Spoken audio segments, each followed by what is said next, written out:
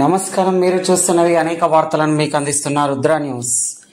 Double bedroom ఇండ్ల certificate ఇచ్చారు కానీ ఇండ్లు చూపించడం మరిచారని రెవెన్యూ అధికారుల పనితీరు అద్దం పడుతుందని సిపిఐ జాతీయ కార్యవర్గ సభ్యులు మాజీ ఎమ్మెల్యే చౌడ వెంకటరెడ్డికి బాధితులు వినతి పత్రం అందించారు.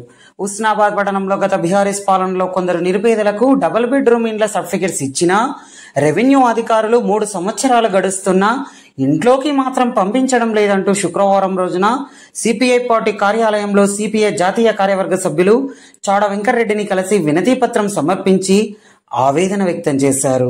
కిరాయిలు చెల్లించలేక చాలని కూలీ డబ్బులతో ఉన్న మాకు సొంత ఇంటి కల నెరవేరిందని సంతోషపడాలో, ఇండ్లు వచ్చినా ఇంట్లోకి వెళ్ళలేక ఇంకా కిరాయి ఇంట్లలోనే జీవనం కొనసాగిస్తున్నందుకు బాధపడాలో అర్థం కాని అయోమయ పరిస్థితిలో ఉన్నామని బోరున విలపించారు.